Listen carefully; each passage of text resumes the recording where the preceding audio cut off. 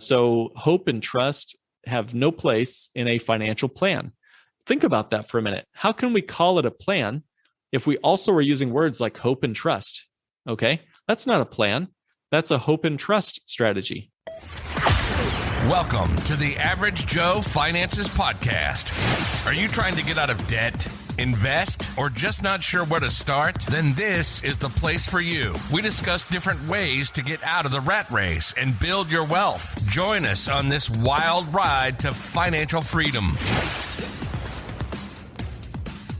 Hey, how's it going, everybody? Welcome back to the Average Joe Finances Podcast. I'm your host, Mike Cavaggioni, and today's guest is Mark Willis. So, Mark, super excited to have you on the show with me today. Thanks for joining us. Oh, Mike, glad to be on, man. Thanks for having me.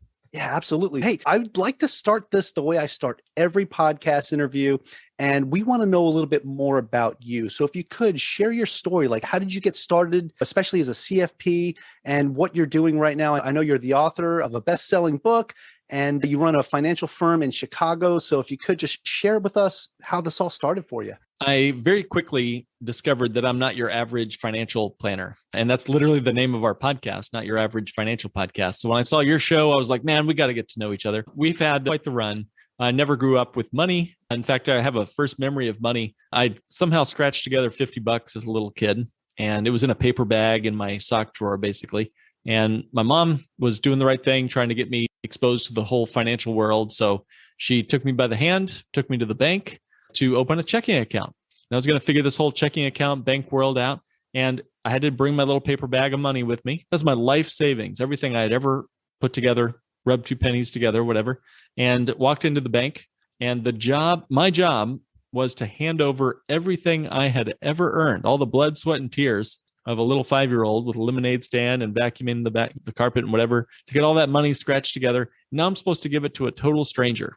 And I'm supposed to trust that he's going to walk away with that money and do something good. I didn't feel good about that. And fast forward to the future, I didn't know a lot about banking. My instinct was right on. Banks are not exactly people that should be trusted with our life savings and our hard work. So fast forward a few more years, I'm now in a dark hotel room and I'm signing my life away as I'm getting ready to go to college. And as I went through my college degrees, my wife and I graduated from 3 private school degrees between us, and we had 6 figures of student loan debt, 120 grand, graduating in 2008 with no job prospects and not really any marketable degrees between us. So talk about a great start to life. Then we get really saddled with the Great Recession. And I'm like, man, this is going to be a fun ride. We were doing a lot of rice and beans and rice and all that fun stuff for a while, and had to find a better way to earn some income and become better than debt free. And right around that time, I started working for a CPA firm, got really interested in my own personal financial journey. Mike, there's something about having to come up with a big hunk of money every month that gets you focused on your finances, right? When you got to come up and pay the piper, or in this case, Sally Mae, every single month, it gets you really focused on this money thing. So I can credit my student loans with that anyway. And the rest is history. I ended up starting a financial firm. We've now working with clients all across the country, over 1,000 clients all over the country and really the world. So it's been a lot of fun. And that's what brings us to our conversation today. That is quite the background and quite a start. One of the first things you mentioned is how you and your wife started off life with $120K in student loan debt. So that is definitely not a head start, I would say. And you got yourself to the point where you realize you're paying this large chunk of money every month. And that's one of the things that open your eyes. But I think your eyes were open from a very young age, from that first trip you took to the bank with your mom, right? When you realized you're handing over all of your money that you made, all this money that you worked hard for, giving it to this person and hoping and trusting that they will do something good with your money and have it do something where it can maybe work a little bit for you. We all know in reality, that's not what really happens. Putting your money in the bank, it sits there and stagnates, and inflation just eats it away. Looking at that from a very young age, you already had a really good questioning attitude when it came to your money and what was going on there. So I just wanted to touch on that a little bit. That's pretty awesome. Now, fast forward to where you are today, you're paying all this money in student loans and open up your eyes that you want to get more involved in financial literacy and you want to learn more. So how did that kind of work for you? So you went to school, you became a certified financial planner, and then you started off at a firm. How did you build up to where you are today? It was in those first days that I almost got out of the whole gig because it felt like being dropped into the front lines of a war. Mike, it's a great question. In fact, when I first got into the business of finance, I almost got right back out again because it was like the aftermath of 2008 when I was getting into finance. And I worked for a CPA at the time. And it really did feel like I was getting dropped into the front lines of a war because I would overhear her. She was a great nationally recognized CPA, did a lot of great work for her clients. Tax prep was mostly what I was helping her with. But she was having those calls, those conversations with clients saying, I'm sorry, Mr. Client, you're 63 years old, but I just lost you a third of your life savings. I just lost you half your life savings. That conversation was one I knew I never wanted to have ever with a client. To ruin their life like that felt like a crime. And I knew it was the markets and I knew it was stuff outside of our control. But like you just said, with banks, you have to hope, you have to trust. These are good words when it comes to your religion. It's not so good when it comes to your finances and your money. Okay. So hope and trust have no place in a financial plan. Think about that for a minute. How can we call it a plan if we also are using words like hope and trust? Okay. That's not a plan. That's a hope and trust strategy. Okay. So I knew I had to make a choice. I was either going to get out of the business or I had to find strategies that didn't rely on hope and trust. As you obviously can tell, I didn't get out of the business. I dove deeper into it. I was determined, both for my own sake, my own personal financial life, and that of my potential clients. I wanted to find strategies that had some contractual and predictable wealth generating gains that we could lean on and income that we could count on. We ended up coining phrases and strategies like the income maximization strategy, because we knew that income was the key to really everything when it came to not just your current life, but also your future retirement. And even now to this day, with in the last 90 to 120 days or so, clients are coming to me saying, Mark, we can't buy as much groceries as we used to. Hey, Mark, the price of lumber has gone up last year. Hey, Mark, the price of everything has gone up this year. So income is really back to basics, right? Income is king. Cash flow is king. Cash is not king. Cash flow is king. So how can we increase our income, reduce our expenses, and maximize our income over the course of many years, regardless of what's happening in the markets or banks decide they want to do with our cash? I absolutely love that answer, Mark, especially the way you ended it there too with it's not cash is king. That is a term that you hear often, and that's not really the right way to look at it. But when you say cash flow is king, that's huge, because the cash flow is what's going to actually keep you safer. Having that passive income or money that's coming in that you can then utilize. And as you were going through, I was writing some things down because inflation is real. And a lot of people want to just put that on the back burner and not really think about it until they go to the grocery store and spend $100 to get a half a bag of groceries where that used to get you a full bag. And they're scratching their head and wondering, why? How did this happen? When did we get here? And it's slowly been creeping and creeping year after year. And if you're not doing anything to hedge against that, you're putting yourself in a very bad spot. Because if your income, like you said, if your income's not changing, if your income's not increasing, you are losing money every single year. Now, I'd like to talk about one of the things that you mentioned. It was called the income maximization strategy. I think that is a topic that my listeners would probably really be interested in, because I think even I would love to maximize my income. What are ways to do that? Mark, if you could share with us, what is the income maximization strategy? Imagine if you could always have income, even if you ran out of money. Let that sink in for a minute. How could we possibly continue to get uninterrupted income, mailbox money, even if we ran out of cash? We'd never run out of income. And what if there was guarantees baked into that, built around that, protecting you from never being without? I think most traditional average financial plans are designed for helping us climb up the mountain. So I want us to picture Mount Everest for a minute, or any mountain in Hawaii. I've been to Hawaii, the Big Island, and the incredible mountain climbing that gets to be done there and the trails I get to go on there, it's just breathtaking. And my wife and I, we actually fell in love in Japan, and we fell in love going up the Mount Fuji. And going up Mount Fuji was an incredibly breathtaking experience. Literally, it took my breath because it was a big exercise to get up the mountain. But I'll tell you, Mike, it was death-defying coming down. I really felt like on several occasions that I was going to die coming down that mountain. And in fact, 90% of deaths on Mount Everest are descending down the mountain. All right. So the first people to probably summit Mount Everest were in the 1920s. Somewhere around 1923, there was a crew of people that went up the mountain, but we never heard from them again. They were last seen at the highest base camp, and everyone thinks they probably made it to the top, but they never came back down. So we don't know. The first people to successfully summit and return back down to base camp, I believe it was in the 1940s. You'll have to correct me that. I'm sure someone online is going to find this, but it was almost 20 years later after the original pair that might have made it to the top. What does this have to do with finance? The game of finance for most investment advisors, most average financial planners, is to help you climb up that mountain, to get you assets under their management. That's literally what they call it. Your assets under their management. And they'll happily charge you a fee to help you climb up the mountain. Okay, so the larger your 401k gets, the larger their fee gets. And by the way, come down, if there's an earthquake on the mountain going up, they still get paid a fee, even if you're losing, like we have this year, 15, 20 or more percent. So they're the ones with the guarantee, you're the one with the volatility. But nevertheless, we're climbing up that mountain. And the game plan, the goal is get to the highest point, right? Plant your flag on the summit. That's the goal, right? That's what everyone says, but no, that's not the goal. The real goal, in my opinion, as a certified financial planner, is to get back down the mountain safely and plant your flag back down at base camp. And nobody's talking about that, man.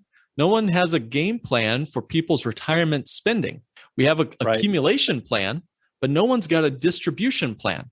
And what's the point of accumulating a 10 million bucks in a 401k if we have no real safety plan for getting out of that, like getting down the mountain?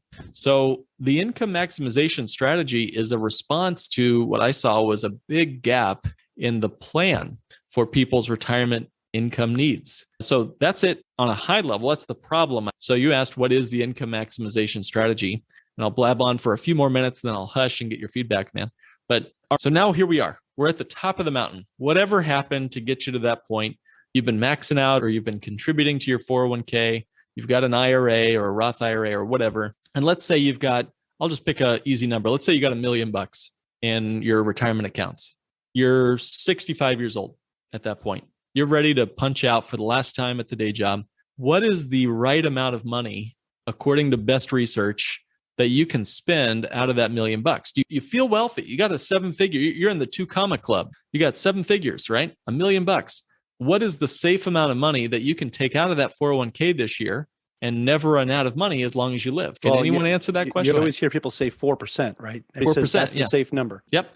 And that has a long-standing, there's a tradition around 4%, but the best research that was done in the 90s, back when interest rates were a lot higher, bond rates were a lot higher. And it's a tradition that's held on. It's one of those sacred cows in finance that they have to be tipped over. I spent some time in Texas. We did some sacred cow tipping. Let's just say that. All right. So best research today, and a way to go, man, for coming up with 4%. But the best research, according to Wade Pfau, who's a PhD in retirement research, the best research from David Blanchett, who is one of the head retirement researchers at Morningstar. Some of the best minds in finance are now telling us 2.8% is the right number to pull. Now, is that a big deal? 4%, 2.8 doesn't sound like a big deal. But if you had $1 million to your name and it's time to retire, you have a wonderful life at $28,000 a year. And that'd be before taxes, by the way. So after taxes, we're looking at maybe what do you want? $22,000 right there. Is that the millionaire lifestyle we've come to expect? Can we even live on 22 grand? I think that if you're classifying yourself as a millionaire, living off of $22,000 a year is probably not what you had in mind when it came to your retirement. Right. Yes. Yeah, I'm with you on that. It's shockingly inefficient to spend your stock market portfolio, even if it's conservatively invested. In fact, it's worse if it's conservatively invested, because now we can't rely on equities to help give you that yield as you go into retirement. So we're looking at somewhere around 2.5% to 3% of your money can be spent down. And even then, you have a 1 in 10 shot of running out of money. 1 in 10. You cannot undo your retirement. It's not like you can go back and fix it if you mess it up. So I jokingly ask clients, I'll say, hey, if there was a 1 in 10 that your airplane you're boarding right now was going to crash, if it was a 1 in 10, pilot gets on the air on the megaphone, hey, just want to let you know that we've got a 90% success rate landing these planes, but 1 in 10 crashes and burns. Would you stay on that airplane or would you get off immediately? Of course, I'd be off. I don't think that's a flight I would be comfortable getting off. Yeah. This is why so many people go on Medicaid in retirement homes and long-term care, because they've blown through their savings and now they have this mega problem in retirement in their final years. It's why so many people rely on their kids. It's why so many people have Social Security as their primary or only income. It's a shame. It's too bad. These are the golden years of your life, right? And you're that dependent on things that you can't control. So anyway, the income maximization strategy uses contractual wealth rather than stock market profits and losses. It uses the contract. It uses a contract to build an income that you cannot outlive. It uses a contract to pay you an income that has the potential to give you increasing income throughout retirement. So rather than your 22 grand, whatever, of income, you might start at 50 grand or 60 grand, and then they pay you an increase off of that. So your 50 grand becomes 52 grand, becomes 56 grand, becomes $60,000 every year. As you go throughout retirement, it keeps up with inflation. So you can keep getting that full bag of groceries into your retirement years. You can keep playing with the grandkids and taking them to the Disney World destinations and so forth. That to me sounds like a better pathway down Mount Retirement, where we're not having to worry about running out of cash. Okay, so you say it's called contractual wealth, right? So you're doing it based off of a contract. What kind of contract are you talking about? Contracts in principle are the basis for civilization, right? I'm going to start at 30,000 feet and we'll come right down to runway level. Start at the peak of the mountain. Yeah, there you go, man. Yeah, so at the highest level, without a contract, we're toast as a civilization. Think about it. I was talking to a guy who's a client of mine. He's got 10 rental properties. He was working on his tile and grout while I was talking to him about his financial life. All of his wealth was in these 10 properties. He had paid them off, no mortgage, making good income off of it. And I asked him, I said, first of all, congratulations making it to this point. What is it about the real estate that makes it secure for you? We said, hey, there's no value guarantee. House prices can go up and down. What is it that truly makes real estate real? What is it? And we had to think about it for a while, but it's the contract. It's the contract. If you don't have a contract with the property that you own, all you have is squatter's right. Anybody with the bigger shotgun can come and take that property from you. And the renter in that property that he had has a contract with him. He's the landlord there. He has a contract with that tenant to get a check every month, right? Without the contract, all we have is squatter's rights. And the same is true with other contractual financial tools. Now, there are no contracts with stocks, bonds, mutual funds, index funds, hedge funds. The list goes on, right? That's mainly paper profits going up and down. Your personal home, there's no contract except maybe you might say the deed on your property, but it's not, I don't know if it's different in Hawaii, but there's no ATM on my house. So I'm not being paid to live in this house. But you want contractual wealth that pays you an income that's written right in the black and white word that's committed to you, right? That's contractual guaranteed income. Annuities are another form of guaranteed income. And in fact, I'll tell you a quick story. I was at a museum here in Chicago. It's called the Ancient Oriental Institute. And I was walking down the halls of this museum. I'm a nerd for ancient archaeology stuff, like mummies and tablets of stone and cuneiform tablets. I'm big into that sort of thing.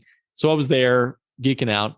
And along the wall was this big parchment paper. It was about 20 feet long. And it had this old, cool, ancient script written on it, Egyptian style Sumerian script. And underneath it, I think it was 324 BC, and it said annuity contract from 2,300 years ago, Mike. And that just melted my brain to think that was somebody got paid a guaranteed income for the rest of his or her life. He's probably a soldier in Alexander the Great's army, and he was probably just getting his pension, right? So annuities, pensions, they've been around for thousands of years. And I cannot believe that they are not more regularly used today. As a certified financial planner, it seems like it's in the best interest of at least some of your income to get a contractual portion of your income that's guaranteed to come to you no matter what's happening in your stock portfolio or real estate portfolio. I was talking to the same guy that I mentioned earlier, and we talked about how annuities are like a renter that always pays on time. And that to me sounds like at least a little bit of relief. So anyway, part of the income maximization strategy, it's not the whole thing, but part of it is incorporating annuities, modern ones, not the old fashioned ones, because there's some old school annuities that I wouldn't recommend, but we can get into that if you want to, Mike. Modernized annuities that give you flexible income with increasing income, if possible, that help you offset the deal of inflation, but that never run out of income, even if you run out of money. We'll get back to the show after a brief break. What's going on, everybody? So today I want to talk to you about Wealth Tender. If you are a finance content creator, whether that's a blog, a podcast, you're a financial advisor or a financial coach, I highly recommend you check out Wealth Tender.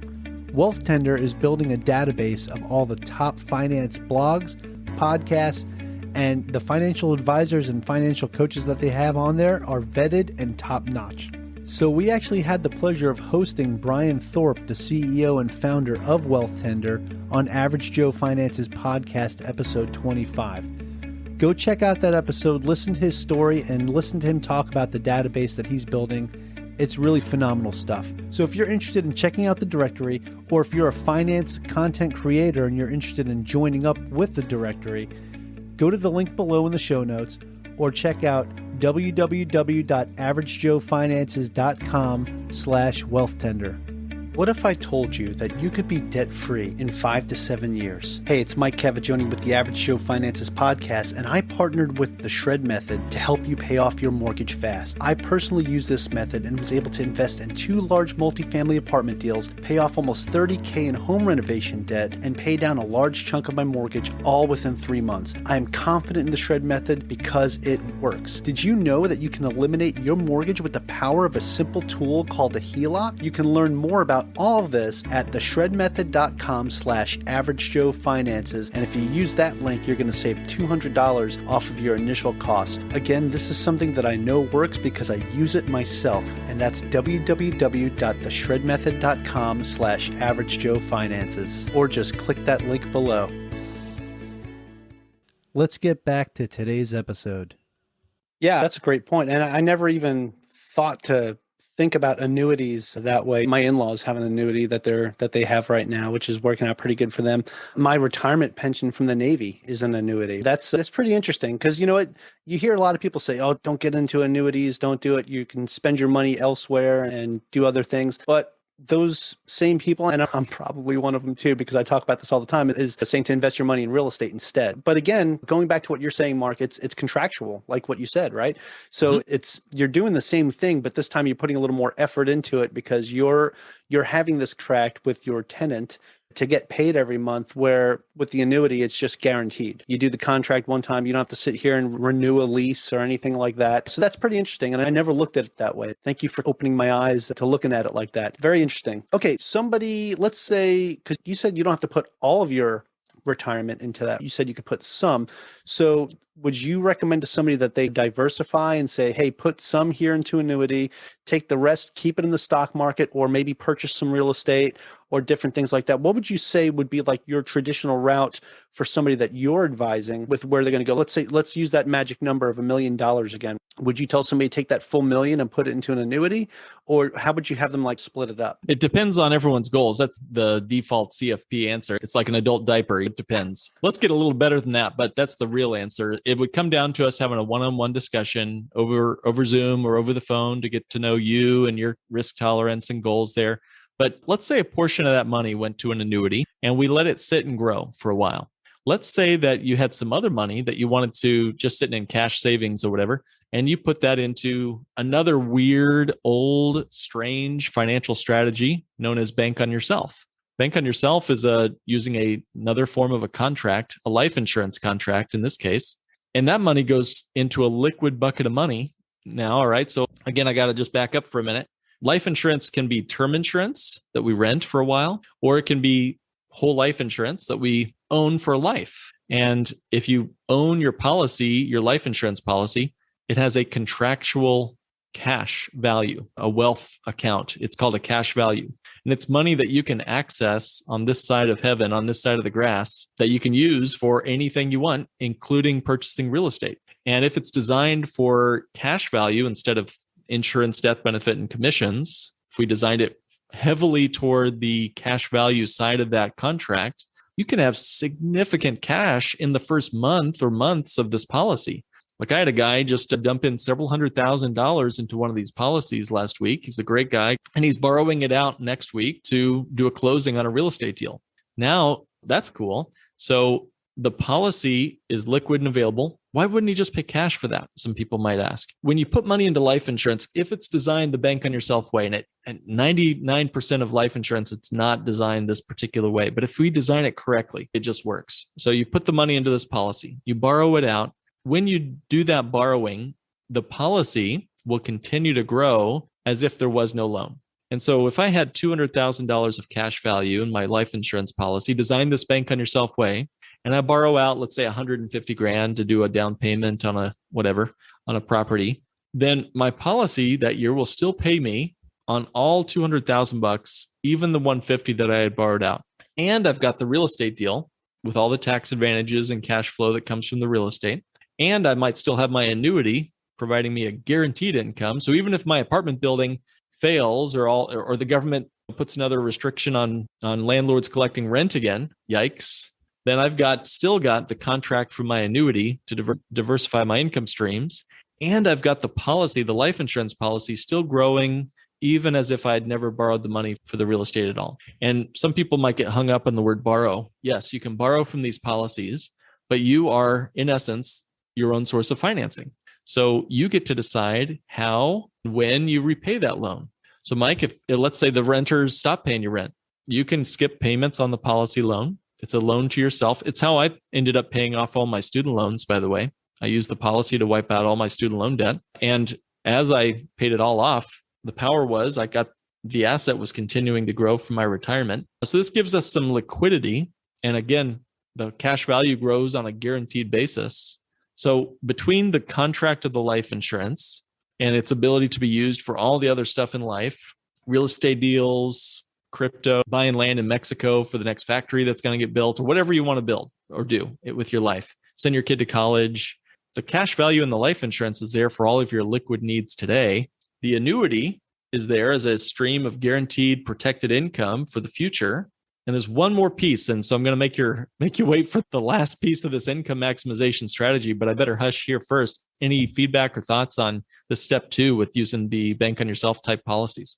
No, yeah, I absolutely love that. I've heard about this a lot. The infinite banking strategy is another name for it. Yeah, I have 2 permanent life insurance policies myself, one on me and one on my wife. And that's like one of our little safety nets that we always know we can borrow from that if we need to. And that's pretty neat. Because I also do velocity banking with a HELOC on my primary home. So I've been using that to invest in more real estate and also pay down debt while I'm like chunking it down. It's very interesting. And it just goes to show the creativity someone can have when it comes to building up a retirement portfolio or just how they want to invest in different assets. There's so many different ways and so many different strategies that somebody can utilize, with this being one of them. And I know a lot of people that do the infinite banking strategy or banking on yourself, you get to double. It's a beautiful thing because you're still getting the interest from the life insurance, the cash value of the life insurance that you have, right? At the same rate as if you didn't borrow that money. And at the same time, if you borrow that money to buy a cash flowing asset, you now have 2 ways that you're bringing money in based off of that. So it's a pretty amazing strategy. For sure. Yeah. And I know a lot of people have recently, not so much this year with all the interest rates going up, but it gets really fun. So all of a sudden you can take, for example, let's say that you have a nice property and you do a cash out refinance and you get $250,000 that you need to do something with. You can choose what you want to do with it. I have several clients where they will alternate what they purchase. So they'll get that refi every couple of years, as long as interest rates remain modest and the cash flow makes sense. You can dump one cash out refi. Maybe it goes into a policy. So now you have your apartment still doing its thing, and you have your policy, your life insurance now. And now you can borrow against the life insurance and buy a second apartment building. All right. So that's one idea. Then let's say a couple years later, 4 or 5 years later, you do another cash out refi on both apartment buildings. And this time you buy an annuity. Now, why would you do that? Again, it's cash flow. Cash flow is king. You buy that annuity and it's just there to lock in some of the income. And again, double dip, as you said, lock in your future income someday. When you sell those rental properties, you still probably want to what if you could sell the apartment building, get rid of the trash, the termites, the taxes, the headaches, but you got to keep the rental income? What if you could do that? That's what we're talking about here, where every couple of years you do a cash out refi or you sell your property while these prices are still high, you sell property and you put that money into an annuity. That's one idea. for how you could maximize your income. And I'll even say this as another kind of creative idea. And recently I just did one of these where I borrowed from my life insurance to buy an annuity. So why would I do that? I borrowed from my life insurance to buy an annuity. This is so different than your average financial plan. Don't touch life insurance. Don't touch annuities. I just did both and I'm super pumped about it. I pumped money into a policy, borrowed against it, bought an annuity. Again, the policy is still growing as if I had not touched the money. So I get that uninterrupted compound growth. The problem with traditional ways to buy things is every time I buy a car or real estate deal, I'm spending money out of my savings account and it's no longer earning interest for me after I make the purchase. But with the policy, I don't have that problem. I have uninterrupted compound growth. So I borrowed from the policy and I bought this annuity. So what did I do? I have this now protected, guaranteed income for my future. And I've got the policy still growing today. And as I want to, I've paid off the loan to the policy. And so it's liquid and accessible and ready for me to go buy another rental property or another annuity or send my daughter to college or fix up the kitchen. It's the operating fund for my life, but I'm buying my retirement income in chunks now. And it gives me that assurance that I'm doing the most with the dollars I have. We all have only a finite amount of money. And we're talking about big numbers today. We could be talking, take some zeros off or add some zeros on. But the strategies of thinking outside the box is what makes us not so average. Your show is called Your Average Joe, but I think you're not so average in my opinion. No, I appreciate that. And I was just going to say too, like the stuff you're describing is not so average. And that's why you have your podcast called the Not Your Average Financial Podcast. So I absolutely love that. When we started talking, I was reading up on your background and everything and saw about your podcast. And I'm like, oh, this is like the perfect guy to bring on the show to talk about this stuff. So it's really cool. Mark, so I know you have a hard stop coming up. I have a hard stop coming up. I just wanted to point out that these are some phenomenal strategies that people can look at for their future. You don't have to do all of them, but there's some ways that you can look at this and take some information from this interview and move forward in something in life and try to set something up for the future, right?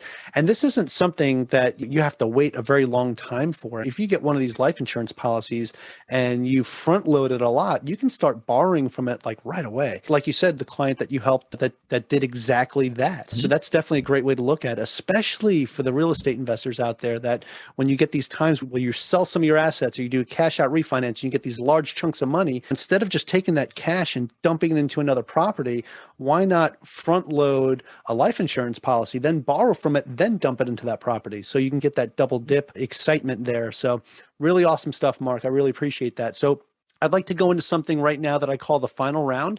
I'm going to ask you 4 questions that are hard hitting, but want to see where you're at with this stuff. Let's do it.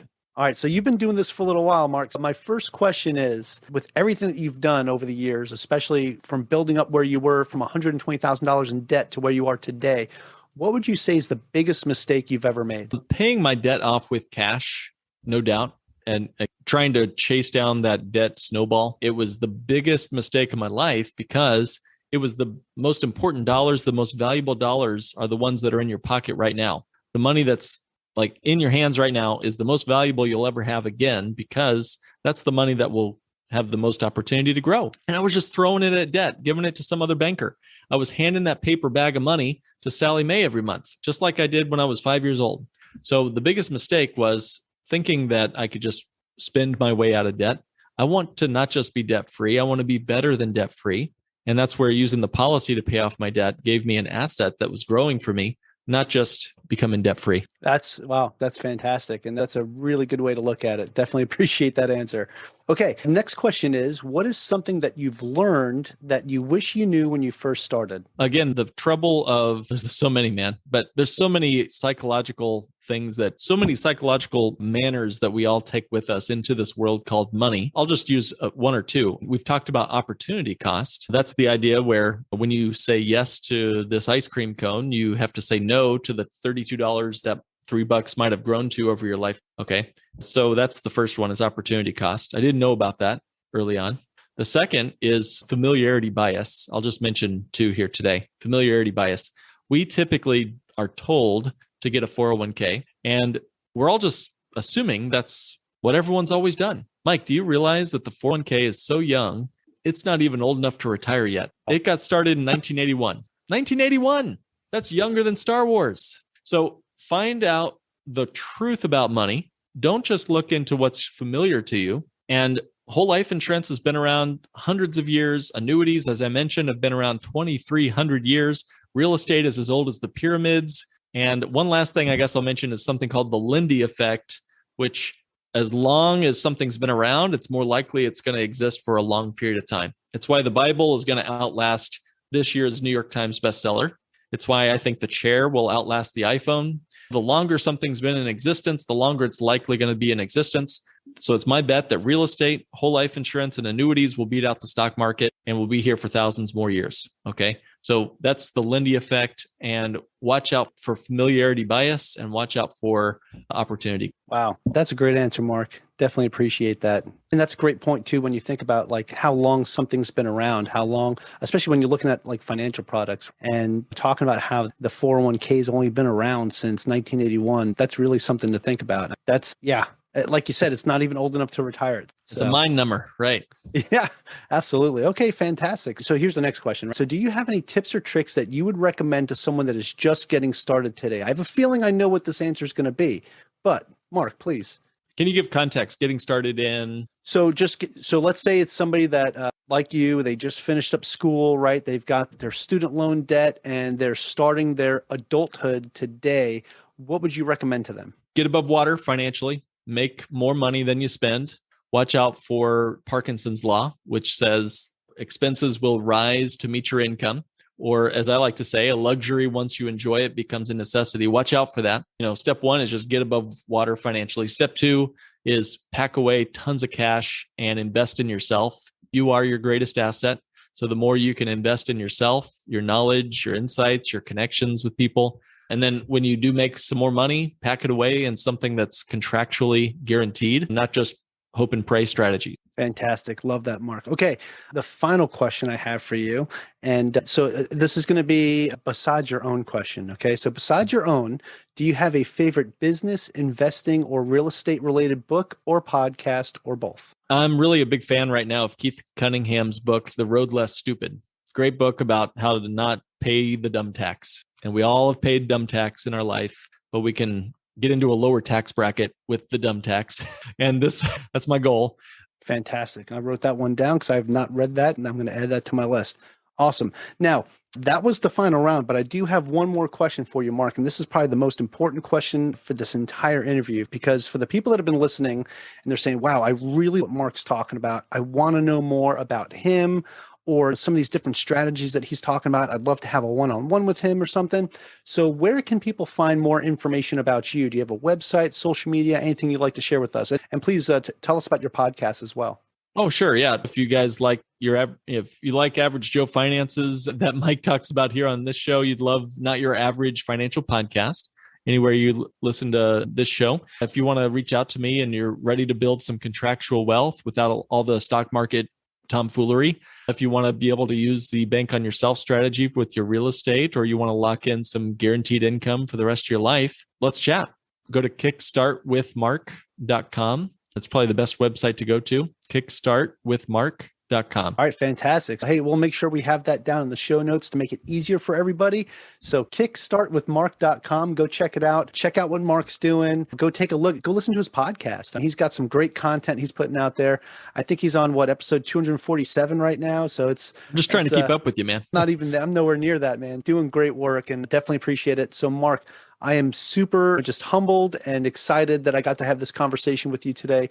Thank you so much for joining us and sharing your story and what you're doing. Hey, Mike, thanks so much. And everybody, Mike is blowing it up on the interwebs. He's doing a great job. Give him a 5-star review. He works hard on this show. So go give him a 5-star review. I really appreciate that. Thank you so much. And aloha from Hawaii. Thank you for making it to the end of this episode. Greatly appreciate you being here with me today on the Average Joe Finances podcast. If you haven't done so yet, make this the episode that you go leave us a 5-star rating or subscribe to our YouTube channel. The Average Joe Finances podcast is for informational and entertainment purposes only. Have an outstanding day. Thanks for listening to the Average Joe Finances podcast, your source for beating debt, saving money, and investing. Learn more at averagejoefinances.com.